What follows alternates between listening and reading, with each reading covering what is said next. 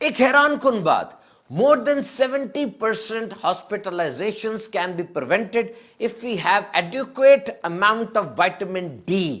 ہسپتالوں میں جو لوگ داخل ہو رہے ہیں 70% یہ کم ہو سکتے ہیں اگر ہم اپنا وائٹامن ڈی کا لیول پورا رکھیں. یہ جو مسلز میں ویکنس ہو جاتی ہے, جسم میں درد ہو جاتی ہے, تھکاوٹ فٹیگ ہو جاتی ہے, موڈ خراب رہتا ہے, ہیئر لاس, بال گر رہے ہیں, لوور بیک پین ہو رہی ہے, نیند صحیح نہیں آ رہی, زخم آہستہ مندمل ہو رہے ہیں, صحیح ٹھیک نہیں ہو رہے, اور بار بار بیماری آ رہی ہے, اس کی ایک وجہ وائٹامن ڈی کی کمی بھی ہے. And in Pakistan we are facing highest incidences of vitamin D deficiency.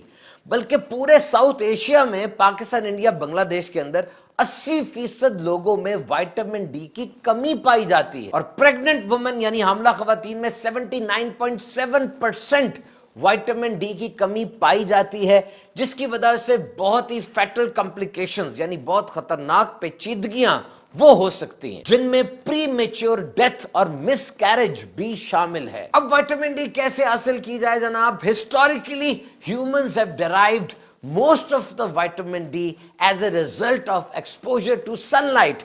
یعنی سن لائٹ یہ جسم میں وائٹامن ڈی کی پروڈکشن میں اہم کردار ادا کرتی ہے. پاکستان ویسے سب ٹراپیکل کلائمیٹ میں ہے, یعنی پورے 12 ماہ یہاں سورج کی روشنی ہوتی ہے, لیکن پھر بھی یہاں پہ وائٹامن ڈی لیولز بہت کم ہیں. گاؤں میں آپ دیکھیں لوگ توانا ہوتے ہیں, صحت مند ہوتے ہیں, وہ سورج کی روشنی زیادہ لیتے ہیں.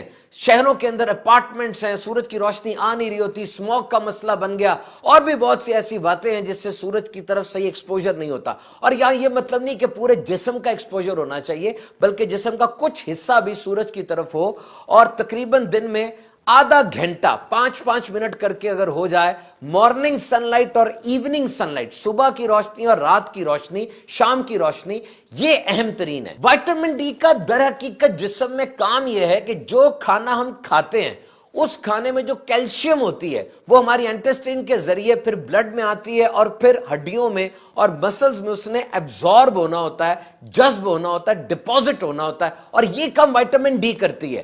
اگر وائٹامن ڈی نہیں ہوگی تو یہ کیلشیم صحیح طریقے سے ہڈیوں میں اور مسلز میں نہیں جائے گی. تو اگر وائٹامن ڈی تو ہے لیکن کیلشیم نہیں ہے تو اس کا بھی کوئی فائدہ نہیں ہے. تو کیلشیم انٹیک یہ بہت ضروری ہے. تو اگر سن لائٹ پراپرلی نہیں لے پا رہے تو وائٹامن ڈی اب ڈائٹ کے ذریعے اور سپلیمنٹس کے ذریعے لینی ہے.